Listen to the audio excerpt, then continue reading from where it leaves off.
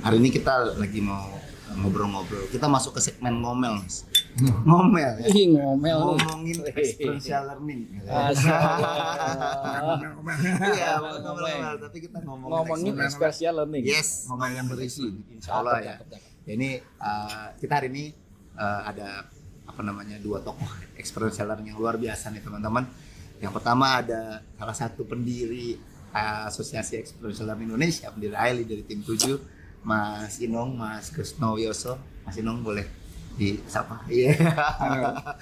Iya. Lalu ada juga sekarang menjabat sebagai ketua Dewan Pengurus Daerah Asosiasi Experiential Learning Banten, Provinsi Banten, DPD AILI Banten, Mas Tiko. Halo, Ya. Assalamualaikum. Assalamualaikum warahmatullahi wabarakatuh. Ini kesempatan yang luar biasa ya. Ini hari ini kan kita lagi ukom ya. Iya. Ukom rasa Ukom MCC, ya. tapi rasa reuni. ya. Ukomnya selesai 2 menit ya. Kita sisanya ngobrol ya. Dan kesempatan yang berharga ini sayang kalau kita lewatin gitu ya. Ada 2 narasumber yang luar biasa nih di sini yang bisa sharing banyak ya tentang experiential learning sesuai sama konten kita nih, yaitu ngomongin experiential learning. Nah, spesifik di hari ini saya ingin meminta pencerahan ya dari Cerah matahari cerah kita nih. Cuaca bagus. Insya Allah ya, jadi Insatu juga lebih bagus gitu, ya. Dari 2 senior kita ini tentang sebenarnya turunan dari metode experiential learning gitu, tentang menjadi sebuah program gitu yang umum di Indonesia atau mungkin di luar negeri juga ada gitu ya. Itu apa aja sih gitu.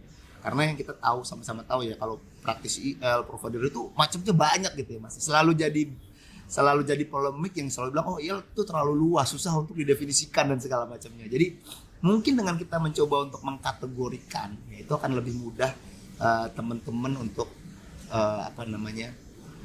untuk memahami gitu ya tentang experiential learning gitu ya. Atau mencari pilihan. Iya, atau mencari pilihan. Sebenarnya yang mana sih kita lebih ininya gitu ya. Tapi sebelum nyampe sana Mas, ya kenalan dulu dong ya kan. Biar teman-teman tahu, walaupun udah tahu sosoknya, sering lihat, sering denger gitu kan.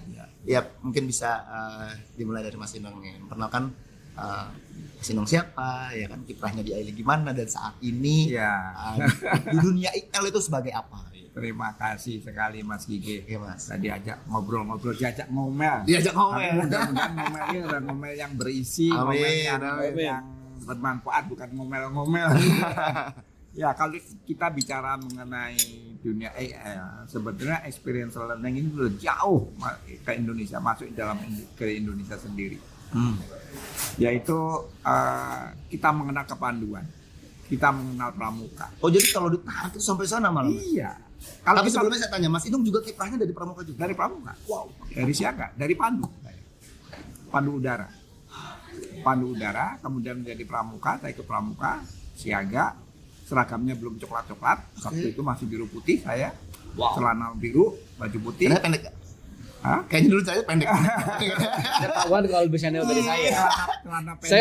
Saya udah coklat-coklat soalnya. Pas saya juga. Kemudian pernah saya SMP ada program mau merubah pramuka menjadi Kojarsena. Nggak pernah dengar kan? Apa pula? Kors pelajar serbaguna. Itu zamannya Pak Harto. Kojarsena. Tahun berapa Mas? Itu seluruh sekolahan kayak gitu. Tahun berapa kira-kira? SMP itu saya tahun 60-an lah. 69, 68. Oke. Itu ada namanya Korps Serbaguna. Saya disclaimer Kebetulan dulu ya. saya di SMP menjadi komandan. 69 guys. Pakaiannya semua. 69 jadi komandan. Saya disclaimer itu belum lahir Mas saya. Bapak saya udah lahir belum ya? Jadi sebelum Saya udah. Udah ya.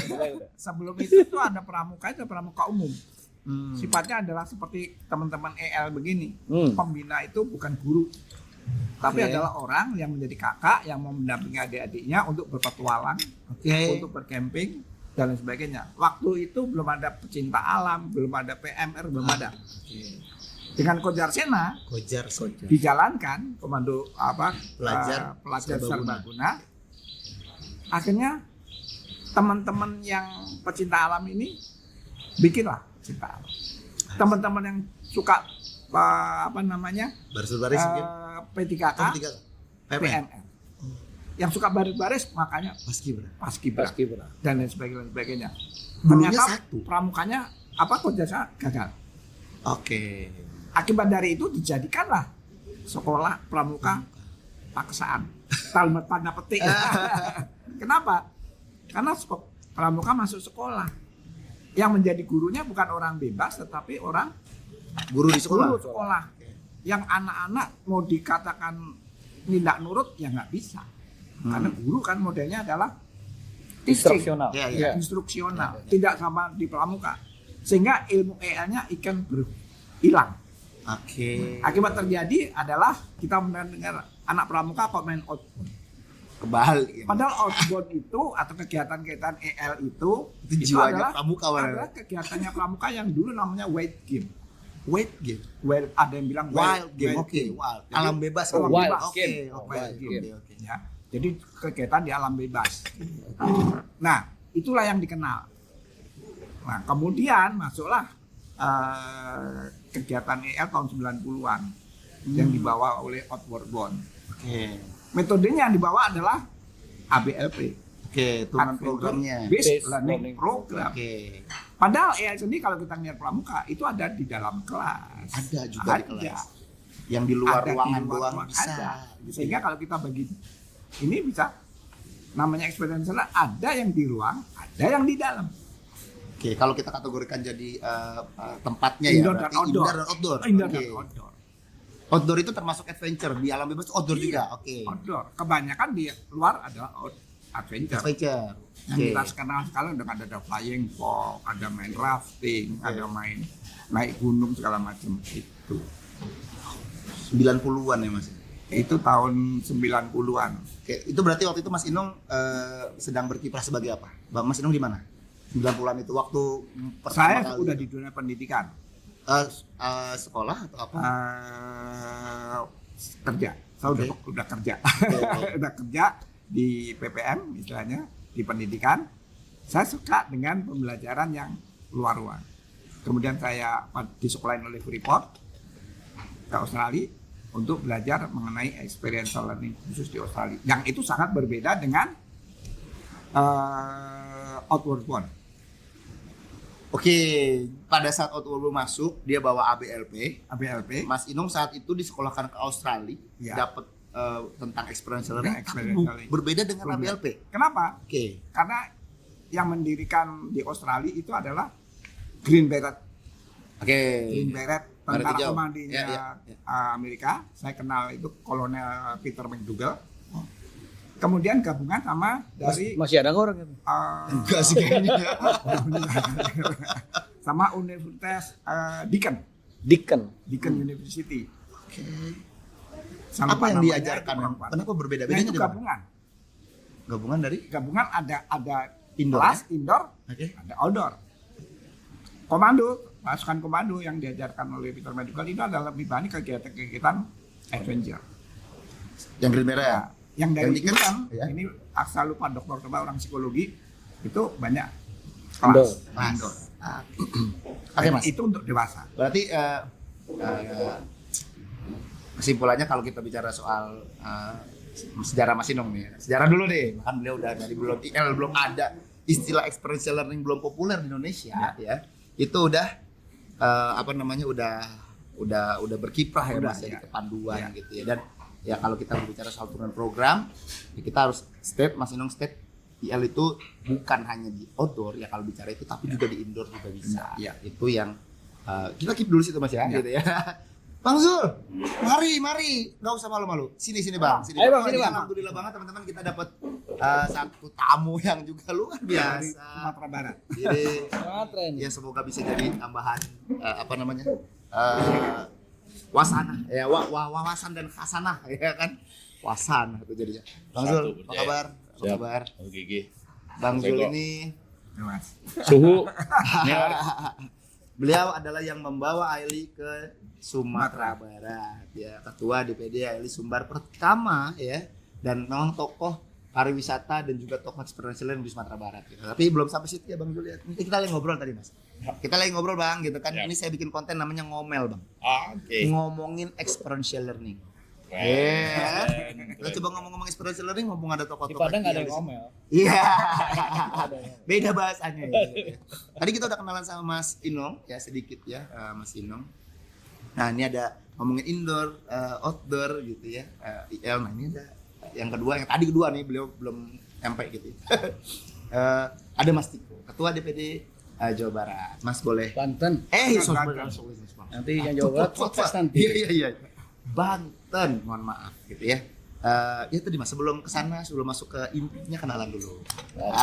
Kan kita ngomong indoor, Mas Tiko juga kayaknya indoor ya gitu ya. Boleh kenalin Mas? Kayaknya makanya kan saya tidak mau menduga-duga gitu kan. Biar Mas Tiko memperkenalkan diri sendiri jadi lebih valid ya kan. Monggo Mas Tiko. Oke, baik. Saya mengenal kegiatan IL ini atau IL lah gitu ya. Diajak oleh pendiri juga, Mas Robi. Oke. Jadi waktu itu kami sama-sama di sebuah BUMN gitu ya, itu menjadi provider bareng untuk program yang sama gitu ya. Dan mulai saat itu kalau kita diminta untuk ketemu sama instruktur di sana gitu ya kan, di training centernya itu, kemudian kita sering ketemu tuh 2-3 kali. Nah, beliau sering, yuk Mas, kita kumpul sama teman-teman yuk gitu kan. Belum berdiri waktu itu Ali, masih ngobrol-ngobrol gitu kan. Berarti ini tahun 95-an ya? Iya, IL masih diobrolkan sama teman-teman sebelum jadi asosiasi gitu. Masih diobrolkan tapi waktu itu belum. Nah, saya terlibat betul-betul aktif pertama tuh menjelang UKOM pertama Ya, itu Nah. tahun 2011. 2011 di Cibubur. di Cibubur. Ya. Nah, itu saya mulai tahu bahwa IL ini di kita seperti itu diformulasikannya. Ya, seperti itu diformulasikan seperti itu gitu kan. Kalau tadi kan Mas Inau sudah bilang beda nih konsepnya antara A dengan B, antara satu yang datang ke Indonesia dengan yang saya pelajari di tempat lain gitu kan. Karena memang tadi betul seperti yang Mas Inau sampaikan, ini luas banget gitu kan ya.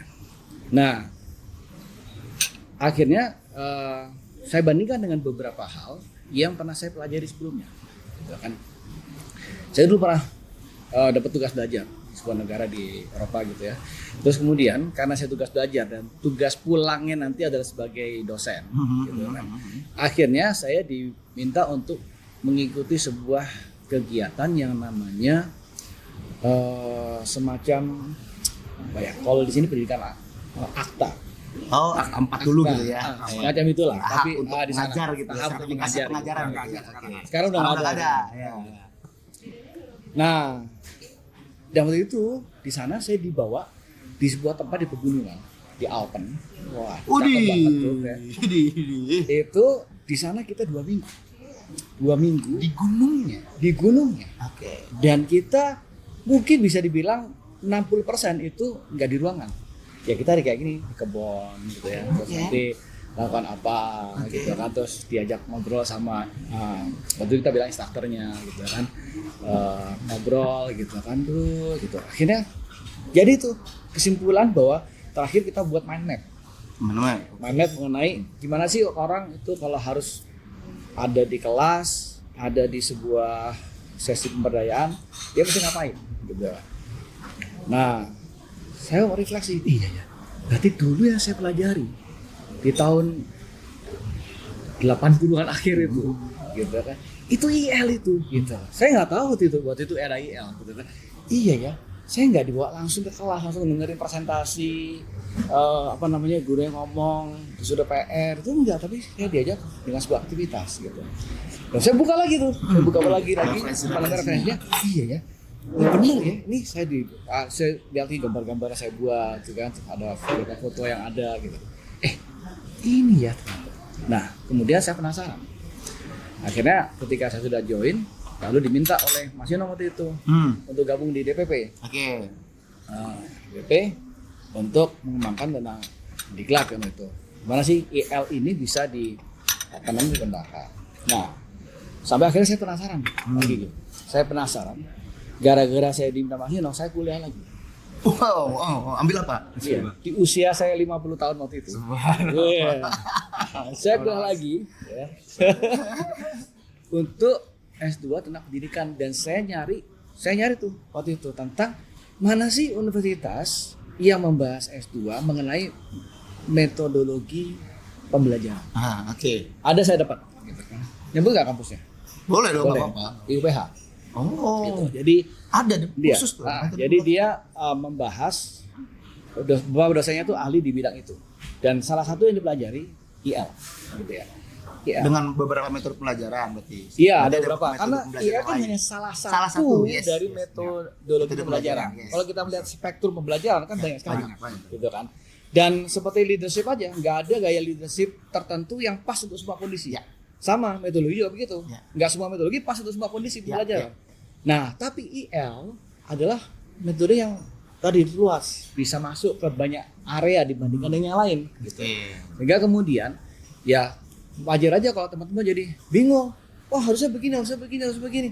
Lah harusnya begini benar, ini benar sebetulnya. Benar, Gitu. betul semua. Jadi betul semua. Gitu.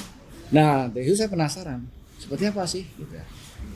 Nah kemudian apalagi saya punya background sedikit di sekolah gitu ya, sekolah pesantren gitu. Saya kait-kaitkan juga. Iya ya, yang namanya sudah experiential learning gitu kan. Artinya gimana kemudian orang punya experience dan dia learning di situ. Gitu kan. Kan pas banget tuh kalau dari konteks pendidikan agama semua ada hikmahnya. Iya. Semuanya ada hikmah. Gak ada sesuatu yang Allah ciptakan yang sia-sia. Iya. Gitu kan? Berarti apapun itu yang mau kita bilang tadinya bagus kek, jelek kek, tadinya kita bilang sedih kek, gembira kek, semuanya ujungnya harusnya ada hikmahnya, ada pembelajarannya. Gitu. Ya kan? Tapi kalau hikmah kan sangat luas ya, sangat ambigu gitu ya, sangat nggak jelas gitu. Tapi di IL itu banyak sekali langkah-langkah yang kemudian bisa membuat orang jadi betul-betul iya ya. Yang tadinya saya bilang ini sebagai tragedi, sekarang saya melihatnya sebagai komedi. Gitu ya. Saya sudah belajar dari situ. Saya nggak sedih lagi melihat itu, gitu. Saya nggak kecewa lagi dengan begitu, tapi saya tahu dari situ saya dapat ini nih. Gitu. Insight-nya apa? Nah, inilah yang kemudian tentu saja dengan apa yang teman-teman berkumpul di sini membahas tentang IL, gitu kan? Itu tentunya sangat berharga ketika teman-teman juga melakukan proses-proses atau tahapan-tahapan atau langkah-langkah yang menuju kemudian apapun itu yang terjadi, apalagi yang negatif ya. Kalau yang positif kan orang gampang ya maknanya gitu kan. Kalau yang negatif kan biasanya orang lebih apain sih nih gitu kan ya. Tapi apa nih gitu. Oh dia apa? Tiba-tiba kehilangan sesuatu, kehilangan jabatan, kehilangan harta atau apa misalkan kan dia lebih sulit gitu ya. Menerima. Tapi tadi dengan dia punya langkah-langkah akhirnya tadi lebih mudah untuk bisa mendapatkan pembelajaran itu, learningnya itu dapat.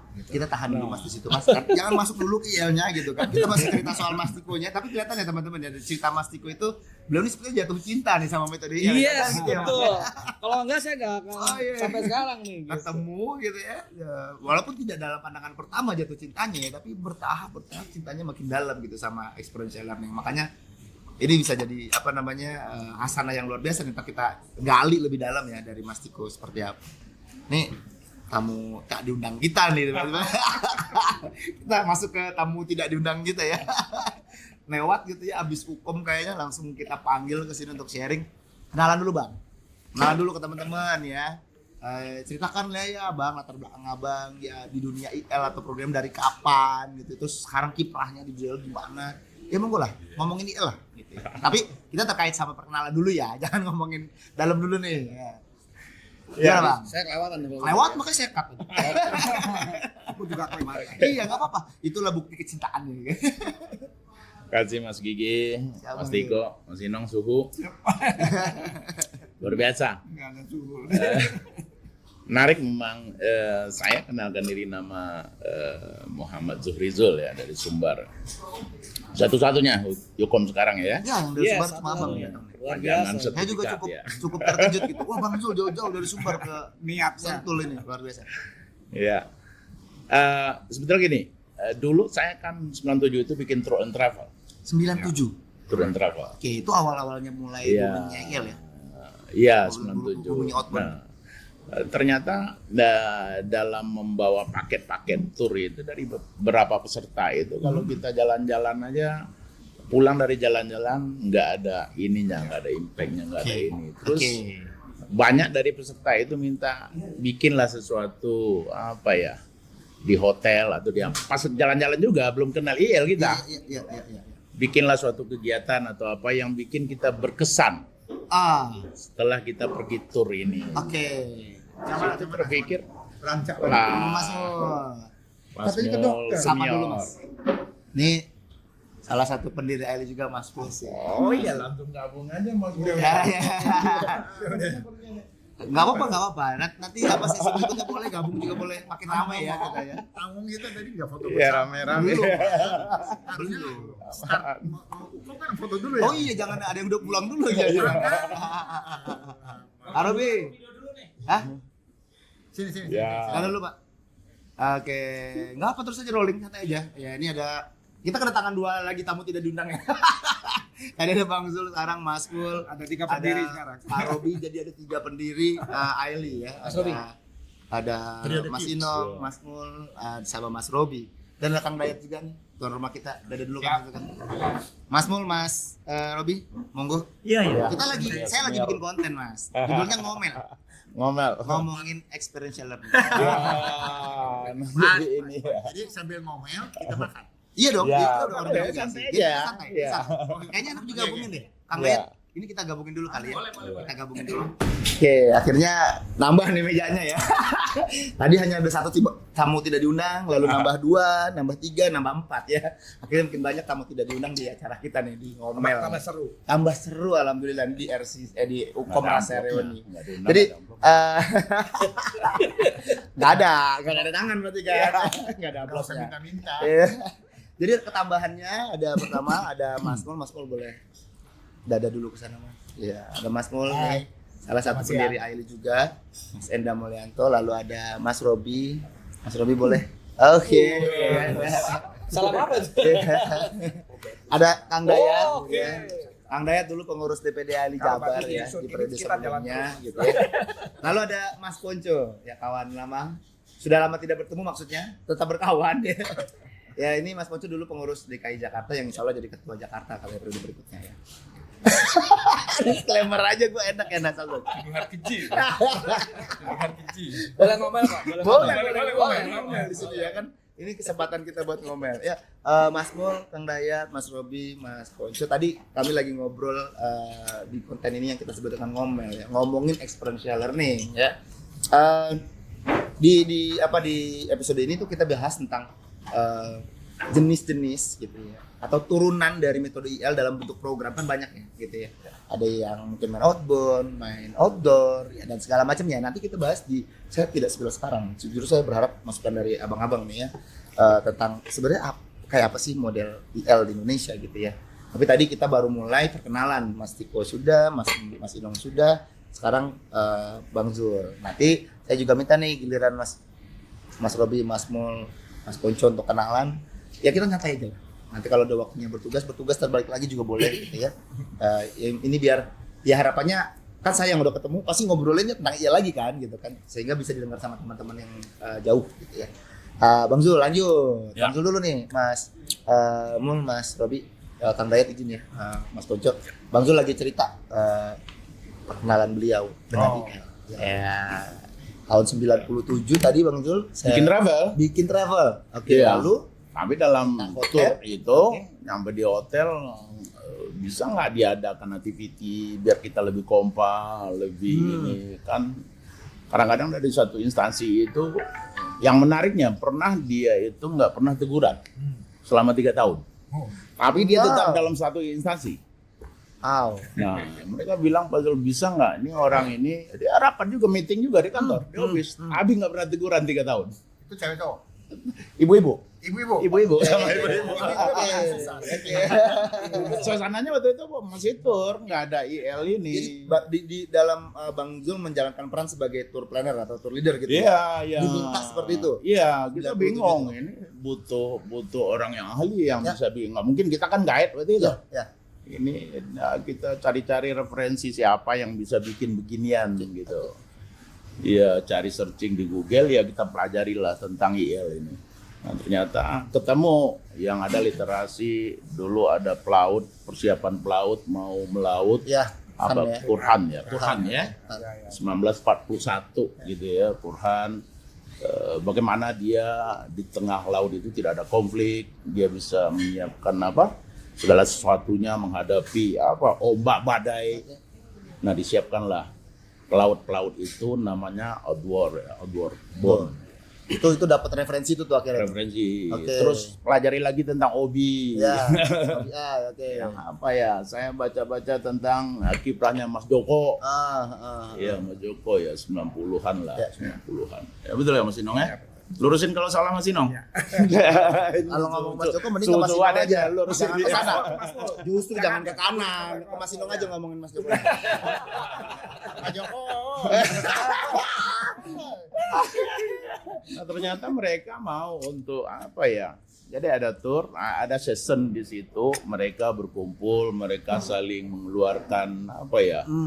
Jadi dalam perjalanan itu ada experience-nya, ada pengalaman, tapi ada pengalaman yang berkesan. Pulang dari situ tuh mereka apa ya? Satu keluarga lagi, kira begitulah. Nah ini kan perlu seorang fasilitator, dan alhamdulillah saya dapat informasi dari Mas Sis kalau nggak salah. Persis, ya. Waktu itu ada di Jogja pertama dulu ya. Oke, ya ada Sebagai tuh sekjen, pelatihan. iya. Sebagai sekjen. Iya, Iya, waktu itu ada workshop IEL series di Jogja. Oh, Itu kalau nggak salah saya sama kirim Kang Dede anggota, yang- saya nggak bisa ikut. Kirim Nah, untung lah anggota kalau ke situ. Ya, pertama ya. Jangan sampai ketemu sih. Mana dia kangen sama Mas Sisi ya. Nggak perlu saya sensor namanya, nggak usah ya. Lagi di Bandung. Di Bandung ya. Nah berlanjut, jatuhlah ke waktu itu kita ke lapangan tembak, kita persiapan dulu sama-sama waktu Yukom pertama ya. Di Cibubur. Cibubur, ya. Nah, itu 2011. Jadi alhamdulillah akhirnya kita ketemu nih, apa ini wadah yang bisa mewadahi kegiatan-kegiatan yang banyak ternyata diminta oleh BUMN, perusahaan segala macam, banyak yang minta itu. Yang waktu itu istilahnya belum ada istilah ya, mau tur aja tapi mau ada pemaknaan, ada kesan yang ditarik gitu. Iya, istilahnya. waktu itu kan yang masih berkembang tuh outbound itu kan flying fox. Oh, iya. Outbound orang flying fox gitu ya. Tapi esensinya yang sebenarnya itu lahirlah IEL. Oke. Nah, apalagi ada sertifikasi kompetensi ini kan luar biasa. Hari ini orang kan bicara kompeten atau tidak kompeten lagi di suatu bidang. Nah, kita kaget. Nah, ketika kita sudah mempunyai sertifikasi itu, nah kita coba ke salah satu BUMN, PLN, dia mempunyai PLN University. Nah, ini yang kami cari-cari, dia bilang. Yang bisa memfasilitasi asesmen ya perusahaan yang begini, kami cari-cari, dia bilang. Karena ada speaker atau trainer itu ternyata itu bukan bidang dia hanya di indoor class dia mau kasih speech motivasi, aja, motivasi. tapi ternyata PLN itu mau ada pengalaman di luar. Oke. Karena kami begini, kami kadang-kadang karyawan ini kadang-kadang harus bikin tower di hutan, dia bilang. Nah, para manajer itu juga harus tahu bagaimana hidup di hutan. Nah, calon-calon manajer itu dia minta program ke kita. Dan alhamdulillah beberapa kali kita asesmen, nah di situ baru mulai berkembang. Bahkan sekarang ratusan fasel sudah ada di Sumatera Barat. Dan membuka lapangan kerja untuk anak muda. Teman-teman, Bang Zul yang bawa Aili ke Sumbar. Alhamdulillah, terima kasih banyak Bang Zul. Saya sebagai mewakili DPP Aili. Terima kasih banyak. Nah, itu udah singkat perkenalan dari Bang Zul. Kita muter aja nih, Mas Mul. Enggak, kesan. Kesan. Dari apa yang disampaikan Bang Jul. Siapa minta Mas Mul kesana? Iya dong.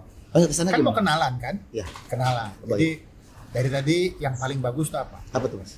Jadi istilahnya kita tuh mesti ketemu sama meet and greet. Ya kan? Coba kalau nggak ketemu. Sama sanatnya ya, Mas. Hah? Ya harus ketemu sanatnya gitu. Nah, iya kan, bener nggak? Jadi kalau nggak ketemu nggak akan jadi. Gitu. Jadi saya mau masuk ke PLN, mau masuk ke BUMN manapun, tapi nggak ketemu orang yang. Nah ini yang saya cari-cari, nggak akan ketemu. Jadi kalau kita mau berkembang, belajarlah sama Bang Jul supaya sering-sering ketemu sama. Nah, ini sama Bang Jul. Kebetulan aja, saingan nggak ada di Sumbar. Justru kebetulannya itu kan, Iya. kesannya kebetulan. Ini menarik nih Mas. Ini betul. Mas Mul. Kesannya kebetulan. Kesannya kebetulan. Padahal memang tidak ada kebetulan di Indonesia, insya Allah ya. Ini menarik Mas Mul. Kalau bicara soal, nah ini nih yang dicari. Nah tapi kan memang apa ya istilah experiential learning yang memang cukup luas gitu ya. Kalau PAM ini adalah sebuah metode pembelajaran berbasis pengalaman gitu kan. Dan ternyata turunannya banyak gitu kan. Nah mungkin kita bisa langsung aja ngobrol kali ya. kalau perkenalan kan panjang lagi gitu ya. Iya. Emang udah terkenal semua. Iya udah terkenal semua ya. Sedikit aku tambah lagi. Boleh, Bang. Jadi ternyata waktu itu Mas Zul dia bilang begini sama manajer wilayah Diklat ya, Pudiklat. Ini kita sesuaikan, kami juga punya kompetensi dia bilang. Jadi kita kompetensi, Mereka bawa kamu kompetensi kompetensinya. dari PLN University itu misalnya spirit business. Ya. Nah, tolong bikinkan, bukan orang bicarakan game, tapi dia bicara challenge activity. Challenge activity. Oke. Ini spirit kompetensi dia calon manajer PLN ini kompetensi dia satu spirit business misalnya. Oke. Nah, bikinkan challenge activity-nya yang sesuai dengan spirit business. Objektifnya adalah Ya. Terus yang kedua leadership, carikan challenge activity-nya siapa yang ketahuan dia punya leader atau tidak. Jadi ternyata kita disuruh menyesuaikan dengan mereka punya kompetensi. Oke. Nah, mereka menilai nanti siapa yang cocok jadi pimpinan cabang pimpinan. Oke. Ini menariknya di IL dan itu tidak bisa tour and travel yang kita punya. Maka kita bikinlah perusahaan namanya PT Mitra HRD namanya yang sesuai. Tapi sekarang kan masih banyak atas nama tour and travel yang menghandle. Ya. Nah, ini perlu Ini nanti kita- nasihat dari para suhu nanti. kita turunin ya. Jadi Ya. menarik ya. Memang kalau bicara perkembangannya memangnya kan karena bentuk kegiatannya kan mepet ya, nyerempet gitu ya. Kalau kita mau kegiatan pembelajaran ini dengan ruang kalau dikaitkan sama itu jalan-jalan ya memang jalan-jalan juga. Jadi membedakannya jadi agak susah gitu kan ya. Karena di IL ada juga rekreasi. Rekreasi, Nah, ini iya, masalahnya. iya, gitu. iya. Itu yang menarik. Nah, Kegiatan rekreasi, kembali ya. ke pertanyaan saya tadi Mas Mul ya. Kita ke Mas Mul nih yang di dapur kita ya teman-teman gitu ya. Kalau Karena tua. emang bro. Oke, kalau kita kaitin pertanyaan saya soal kategori atau turunan program dari metode experiential learning gitu ya. Yaitu menurut hemat Mas Mul di Indonesia dengan pengalaman Mas Mul dari 90-an sampai dengan sekarang itu ada apa aja sih Mas? Ini nih yang pasti gak benar. Kenapa? Ya kan? Pasti jawabannya ke Ngomelnya situ. keluar nih, Ya, ngomel kan kita kan ngomel. Oh iya Ngomel sekarang. Ngomel. Ya, Ya kan intinya kan cuma itu aja sebenarnya. apa Mas? Yang bagian pertama rekreasi. Rekreasi, Bahasa keren. rekreasi atau rekreasional? Rekreasional. Oke. Tapi kan datang di Indonesia menjadi rekreasi. Program rekreasi. Program rekreasi. Jadi kata sifat, kata kerja, kata benda tuh di Indonesia kadang-kadang suka Jadi salah. satu. Oh, Jadi salah ya. satu. Tapi kan Ya. kalau bicara Rekreasional. program, kalau di Ada. Indonesia kan bisa jadi program rekreasi atau program rekreasional gitu ya. Betul. Dan Oke. Itu yang pertama, turunannya. Yang pertama turunannya itu. Oke. Kenapa? Kenapa Mas? Karena lebih gampang diambilnya. Oke. Ya kemudian orang juga jadi nggak terlalu berkerut ketika melakukannya. Jadi akibatnya outbound itu lahir. Ya. Ya. Daripada lu keselip lidah outward bound. Ya. Wait Mas. Ini kan kita baginya kalau menurut Mas berarti ada pembagiannya pertama rekreasional program. Yang paling gampang kan itu. Iya oke. Berarti jenis yang termasuk kategori program rekreasional ada dong. Salah satu tadi outbound itu maksudnya itu ya. Menurut saya begitu. Oke, ada outbound apalagi? Nah, Ada outbound, ada maaf ya, gathering. gathering, Gathering masuk rekreasional. outing. Outing, oke. Iya kan? Outing itu berarti bedanya sama outbound. Kalau outbound itu main game, outing itu jalan-jalan gitu. Oke. Nah, nggak jelas tuh, nggak jelas. Belum jelas juga. Iya, Kalau menurut karena Mas Mul aja nggak apa-apa. Menurut Mas Mul. Iya, jadi kalau buat saya intinya kan ada outing, Outing, ada gathering, ada gathering, ya kan? Ada togetherness, togetherness, ada kick off. kick off. Nah, itu macam-macam kan? Itu semuanya program-program turunan. Wait, serius Mas, kick off masuknya program experiential learning. Masuk. Nih teman-teman ya, gitu ya. Tambah lagi retreat sekarang Iya, apa? retreat menteri. Prabowo bikin. Kita kan taunya ya masih namanya kick off meeting itu kan mais atau ya masuknya event gitu. Tapi menurut Mas Mul itu Bisa. Oke. Ya, karena sebenarnya para fasilitator experiential learning yang sudah bisa membuat Merancang program, dia ya, bisa ya. ngerti soal metafor, betul nggak? Terus ada kita ngomongin soal bisnis nih. Dalam sebuah perusahaan, kalau mau tahun depan nih, dia punya target kan. Oke. Nah, sama seperti tadi, orang mau naik perahu layar mau ke satu tempat, sama. Jadi gimana nih orang-orang karyawan ini menjadi punya perahu yang sama. Ya. Misalnya perusahaan Kartiko, ya kan? Kartiko Jaya. Ini. Amin. Begitu. Nah, ada targetnya kan. Nah, untuk mencapai target itu kan semua harus paham apa yang mau dicapai. Ya. Nah, bagaimana caranya membuat persamaan persepsi itu. Dulu aja ambil makan ya. Sambil makan ya Mas. Mana? Ya kasihan Mas. Iya kan? Untuk mencapai target itu persamaan persepsi. Tugasnya siapa yuk? Ya. Tugasnya Kita. provider experiential learning. Kenapa? Karena untuk menyamakan persepsi itu nggak bisa dibilang Anda harus kuning ya, benar nggak? Ya, oke. Di depan apa? Screen gitu. Oh kita Oh, ini. kuning. Oke. Nggak bisa karena orang tuh ngomong kuning, ada yang kuningnya empingnya Mas Ino, ada Golkar. kuning ini, ya kan?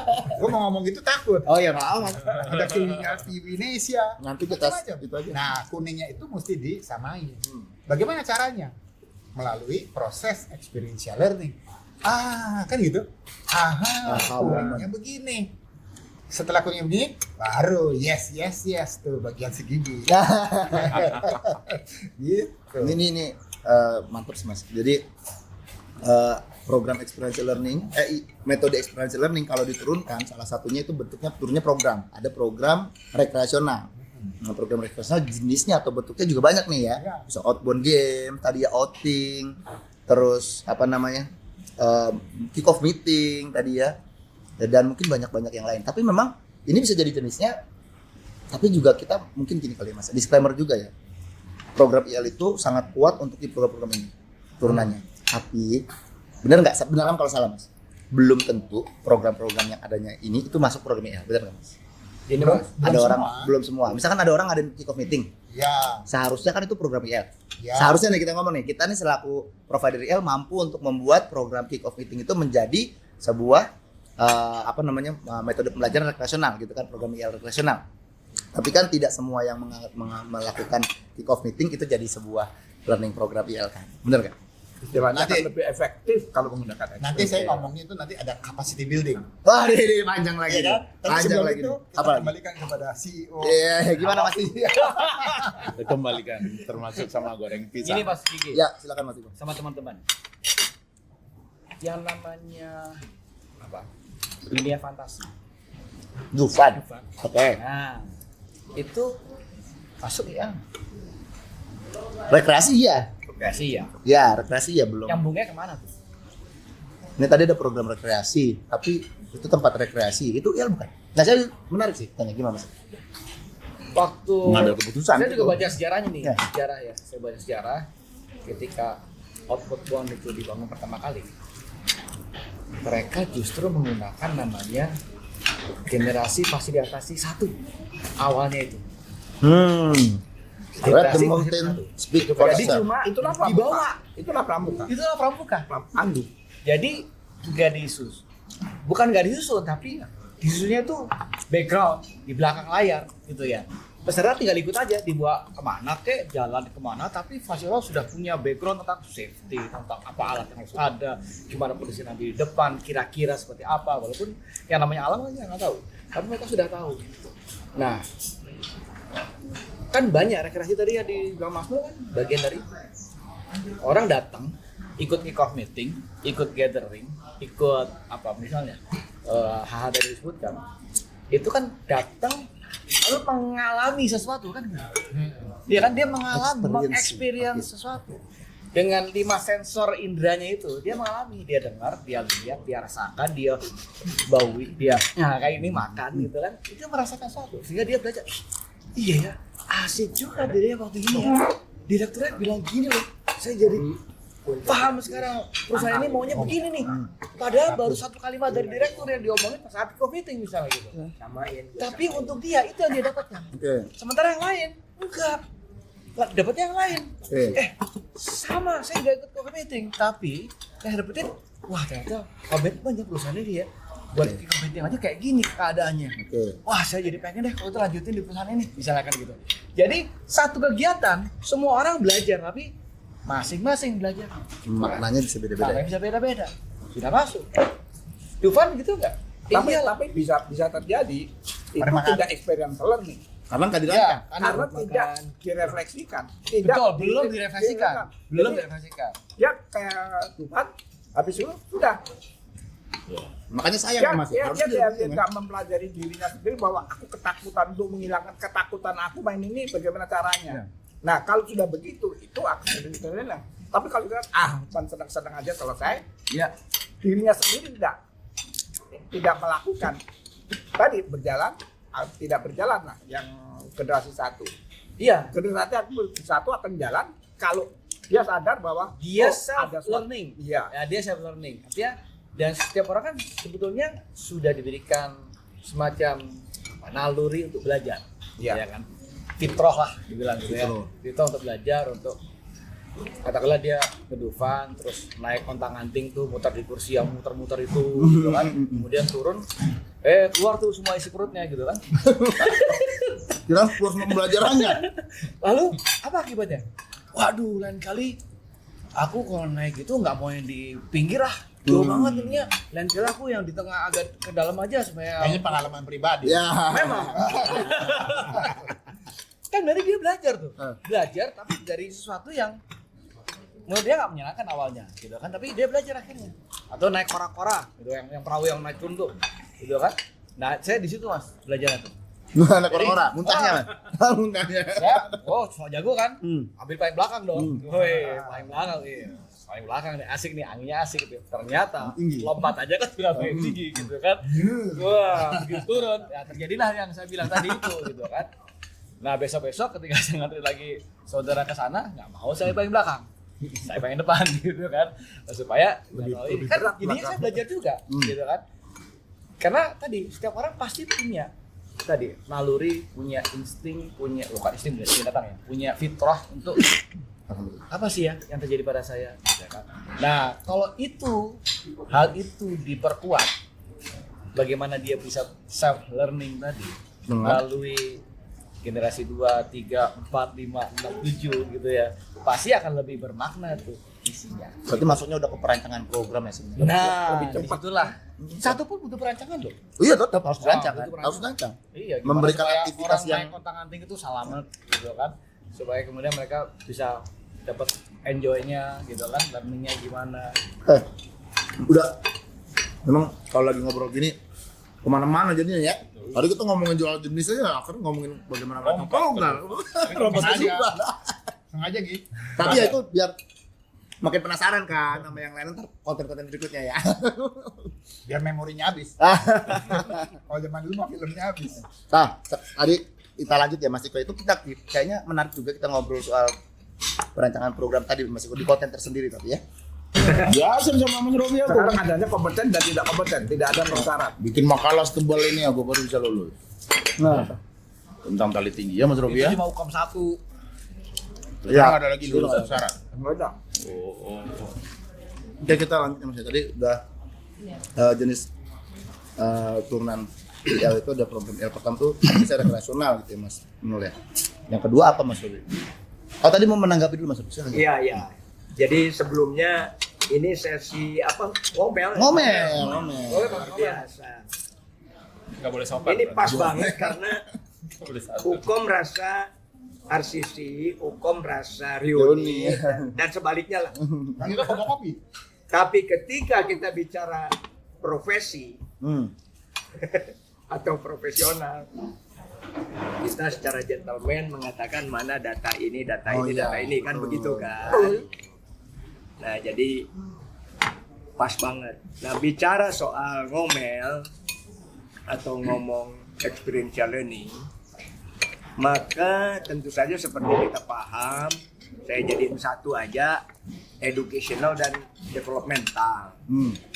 Yang tentu saja ini kalau kita gabungkan, ini kita baru penggantian presiden ya, dari Pak Jokowi ke Pak Prabowo. Dan tadi sudah ada yang nyeletuk, adanya retreat.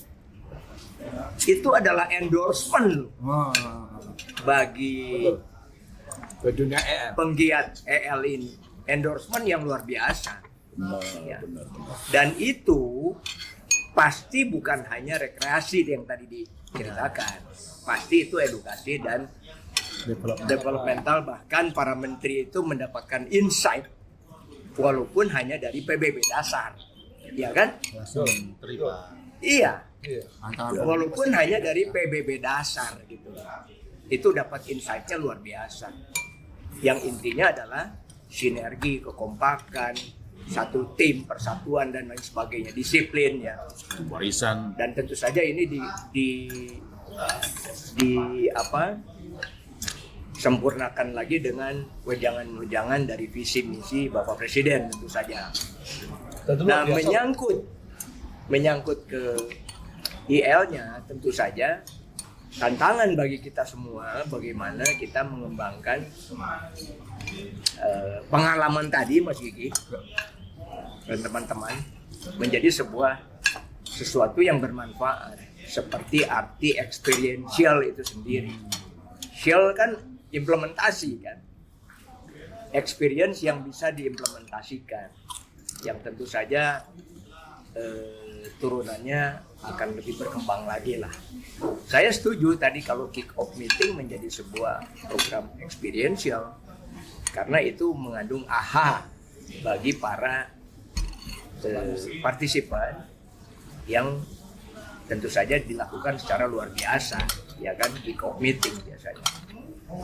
Nah, tantangan bagi kita semua adalah kita harus punya kompetensi tentu saja, dan teman-teman semua ini sudah RCC nih, ya kan, walaupun proses nih belum selesai. Belum mau bilang kompeten. Belum mau. Belum bisa. Sudah Secara asisi. profesional belum bisa. In process. Tapi sudah kedaluarsa. Kita sudah kompeten. Yang kedua, tentu saja kita diminta untuk memberikan satu pemikiran-pemikiran kreatif mengenai apa yang bisa ditawarkan ke klien. Ya. Dan saya ngikutin tuh IG-nya Mas Gigi itu ya, bahwa di situ anak muda nih istilahnya keep the pace gitu loh dengan berita yang baru-baru ini menjadi viral seperti itu, yang tentu saja harus diikuti dengan ini kreativitas loh ini 2G nih ya. Jadi dalam hal ini kita tertantang untuk menciptakan program-program yang kreatif, dan di atas segalanya adalah tentu saja ini berakhir di program kita semakin bersatu dan berjaya. Itu khusus AILI. Kalau untuk skop Indonesianya kan persatuan kan sekarang ini lagi digaungkan, sehingga perlu kita memasukkan unsur-unsur, kalau menurut hemat kami, saya mungkin Pak Kresno setuju dengan cinta tanah air. Karena selama ini program, ambil contoh deh, programnya Kemendikbud ya, balik lagi ke Kemendikbud ya, itu menyebutkan experiential learning loh di situ. Luar biasa. Menyebutkan experiential learning atau disebutnya deep learning. Wah, ini menarik nih. Tapi bagi kami, bagi kita istilah bisa-bisa saja karena dinamis kan. Karena harus ada trademarknya lah. Deep learning, oke. Isinya adalah experiential learning. Apapun juga lah. Ya. Dan fakta bahwa experiential learning juga sudah masuk ke SSDM Polri, sudah masuk ke Lemdiklat Polri menjadi kurikulum presisi. Kebetulan Pak Kapolri berlanjut ya, jadi masih presisi lah. Dan itu juga menjadi sebuah kebanggaan bagi Ngomel ini. Saya kira itu Mas Gigi. Matur suwun. Monggo. Makasih Pak Rodi. Lanjut yang lain. Profesional. Jadi ya. relasional, edukasional langsung disebutkan sama Pak Robi, ada development. Udah 3 tuh yang disebutin teman-teman. Tapi memang turunannya lagi-lagi memang perancangan programnya yang tadi saya agak tarik. Bagaimana kita mampu untuk membuat program-program kreatif, program-program kreatif gitu dengan kebutuhan sekarang. Dan itu kuncinya ya bagaimana kita merancang program. Bagaimana kita sebagai level programmer gitu ya Mas. Harus krisis dulu. Hah? Harus ketemu sama krisis dulu. What's meaning of krisis? Maksudnya gimana Mas? Kan kreatif. Kalau nggak kreatif kadang-kadang kalau nggak kena krisis kadang-kadang kreatifnya tuh malas segini aja udah bos. Yes, gitu. Jadi kita tuh sebagai seorang praktisi experiential learning harusnya kita tuh nggak puas pada satu kegiatan. Jadi program kayak gini laku, memang laku, ya program A. Tapi apakah terus kita berhenti di situ? Oke. Nah itu makanya kita di sini harapnya ada sedikit pemahaman gitu teman-teman. Kalau program tuh jenisnya banyak, ada yang rekreasional gitu tadi ya, ada yang educational, ada yang developmental, ada mungkin terakhir directional atau terapi gitu kan. Ini ada 4 jenis program yang di bawah jenis program ini itu bentuknya banyak lagi tuh gitu ya. Ada yang rekreasional bentuknya tadi outbound, outing gitu ya. Yang educational mungkin kayaknya bisa masuk edukasional deh sih. Team building juga bisa masuk kali ya, tergantung perancangan program Ya, juga jadi gitu. dia kan mix ya. Jadi kan? Oke. enggak campur kan. Oke. Gitu. Karena kalau ngomong soal kick off, Ya. orangnya yang turun kan 150 lebih. Ya. Bahkan pernah ada 300. Ya. Kalau mau ngomong soal developmental atau educational, Senang. maka nggak akan efektif. Ya. Tapi dengan melakukan kegiatan, ya itu tadi fitrah itu kan akal budi sebenarnya kan, gitu. Orang tuh, oh iya ya, jadi oh iya, terus dibungkus pakai misalnya bapak-bapak kayak presidennya ngomong. Iya. Ya. Wrap up-nya Jadi, gitu. Wrap up di Ya. betul. Nah, salah teman-teman, ini pada ngomongin apa sih? Udah ngomongin wrap up, akal budi dan segala macam. Ngomel. Mas Gigi sama meneruskan. Ya, siap. Tadi kan kita bicara mengenai rekreasional, educasional, Hmm. development. Masih ada Jawaban. satu. Ya tadi kan disebut direction atau terapi. Ya, Ya. terapi. Terapi ini teman-teman kadang-kadang nggak sadar kalau Baik, sudah Mas. menjalankan. Terutama adalah sekolah-sekolah yang menggunakan metode experiential learning. Maksudnya Mas? Saya Jadi bukan kalau sekolah. metode experiential learning secara berkelanjutan terus menerus rutin itu bisa menerapi anak menjadi baik. Kenapa sekarang maaf tanda petik sekolah-sekolah alam banyak diikuti oleh teman-teman yang dalam tanda petik anak-anak punya spesial lah ya. Ya ada dikatakan lambat membaca, ada di kalangan memikir dan sebagainya. Kenyataan pengalaman saya di sekolahan, anak-anak bisa secara nggak sadar, Ya. anak yang tadinya hiperaktif Ya. menjadi tenang. Anak yang tadinya belajarnya susah bisa. Ini nggak pernah disadari teman-teman. Seolah-olah terapi itu dilakukan. berdiri sendiri. Itu adalah untuk orang dewasa, tapi untuk anak-anak dilibatkan aja langsung Oke. ke dalam kegiatan itu. Tetapi kalau kita ngajarin anak untuk ini nggak akan bisa. Tapi anak itu dilibatkan bermain, berkegiatan secara ini. Pengalaman banyak anak-anak yang tadinya hiperaktif, tadi anak-anak dikatakan tanda petik autis dan sebagainya. Begitu masuk sekolah alam, 5 tahun 6 tahun dia bisa mengikuti masuk sekolah normal SMP. Dan itu pengalaman yang ada di Mas Inong. karena saya punya pendidikan itu. Itu bicaranya seperti itu. Ya, Mantap. dengar ceritanya sih ini banget ya Pak, sangat menggugah gitu. Walaupun saya sendiri nggak kebayang karena tidak di pendidikan. Mungkin teman-teman yang lain juga tidak kebayang. Jadi ya harapannya ngomel kita kali ini menggugah teman-teman lah ya kalau pengen tahu ya kayak tadi gitu ya. Apa sih turunannya gitu dari program-program IL, bagaimana bikinnya, bagaimana merancangnya sampai akhirnya bisa menterapi seperti yang tadi Mas Inong bilang ya. Belajar terus ya. Asik. Ayo Mas, Boco. Yes. Dari tadi lu iya aja. Emang ngalamin yang kayak gitu? Coba ceritain dong, ceritain. Ayo, Mas. Sepakat dengan teman-teman Oke, di seberang. ceritain. Paling Nah, enak sepakat, Cok. Iya. Udah lama. Saya sepakat. Yang penting kita salaman, Iya, iya, terus iya, pamit.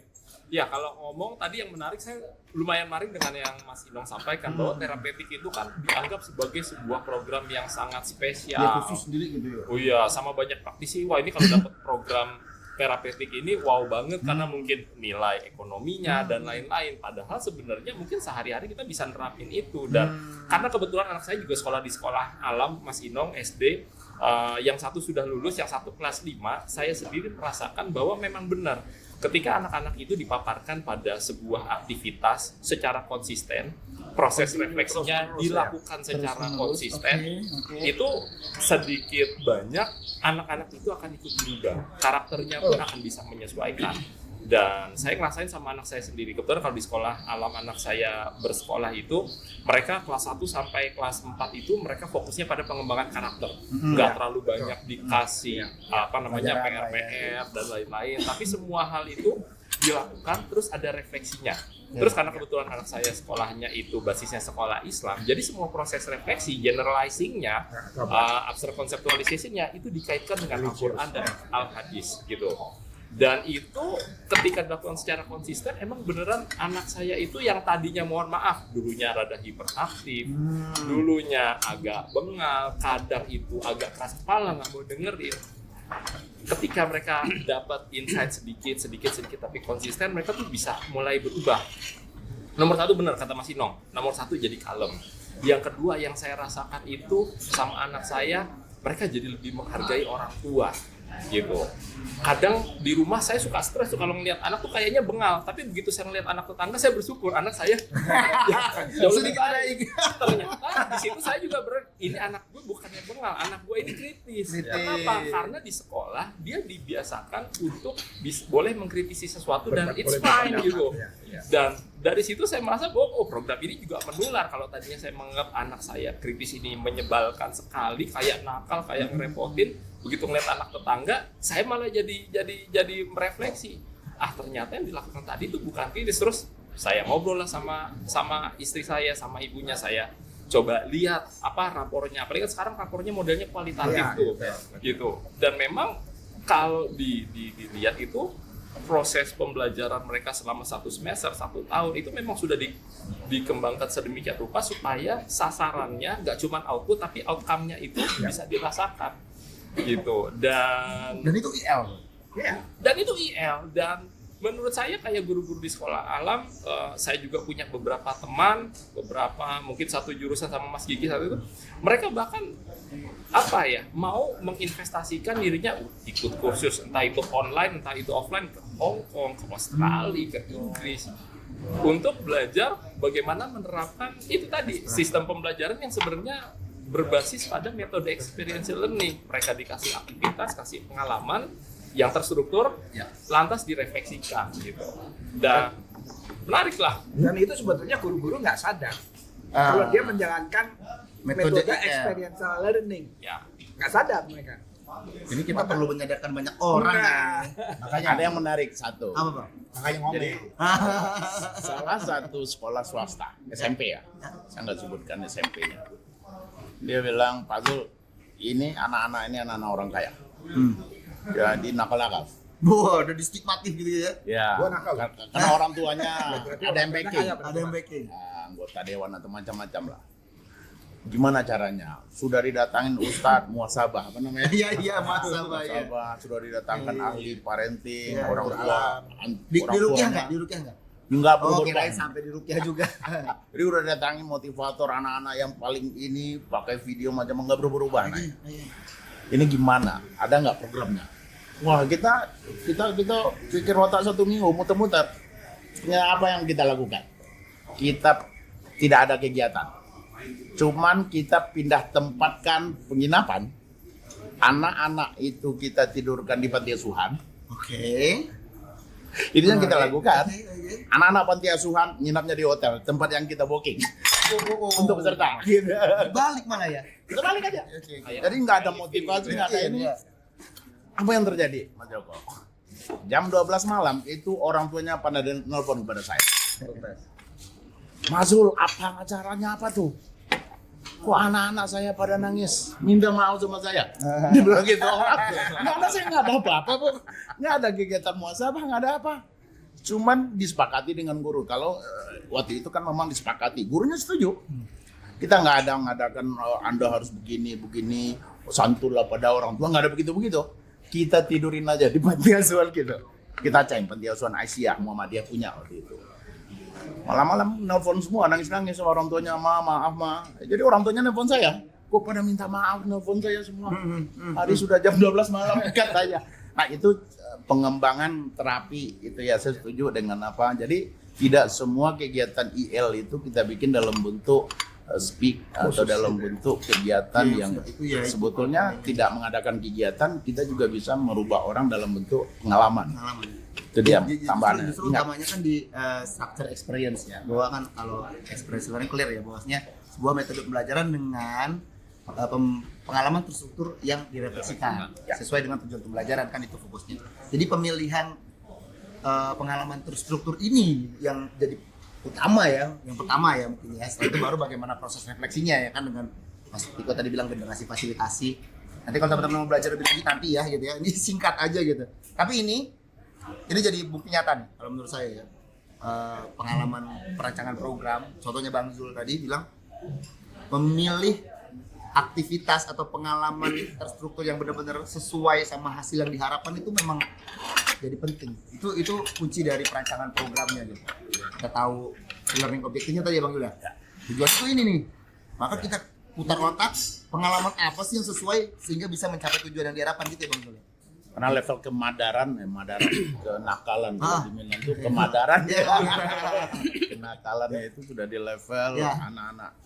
Ya, cuman kita mengingatkan mereka, andai orang tua dia tidak ada, dia akan ada di situ. Oke, kira begitu. Perannya di situ. Jadi Ini taruh pas saya tutupnya. Mau sebutnya. saya mau Ya. kesana. Mau closing statement? Closing statement sama Oh. Pak Gigi di sini. Oh iya di sini. Silakan. Yang enggak. Mas Mon, tak dulu ya teman-teman, ini seru banget ya ngobrolannya ya, ngomel kita hari ini. Saya berharap akan makin Ngomel banyak lagi. ngomel-ngomel yang lagi ya, Mas. Kita nggak harus ngomel-ngomel lagi, lebih banyak ngomel tentang IL gitu ya. Karena banyak banget yang mesti disampaikan gitu, diinformasikan. Ini nggak bisa satu hari, apalagi cuma 1 jam. Tadi kita ngobrol di sini, tapi makasih banyak Mas Inong udah mau gabung di ngomel, Bang Zul udah jauh-jauh dari Sumbar. Siap. Mas Mojo, ada dulu kesana dong, ya kan? Ada Mas Mol, Mas Robi, Mas Tiko. Thank you teman-teman. Kita ketemu lagi di sesi atau episode ngomel kita berikutnya. Ya. Ada tagline-nya nggak ya? Nggak ada ya. Bersatu berjaya. Oke, Aili aja bareng-bareng ya. Aili bersatu berjaya. Iya, thank you.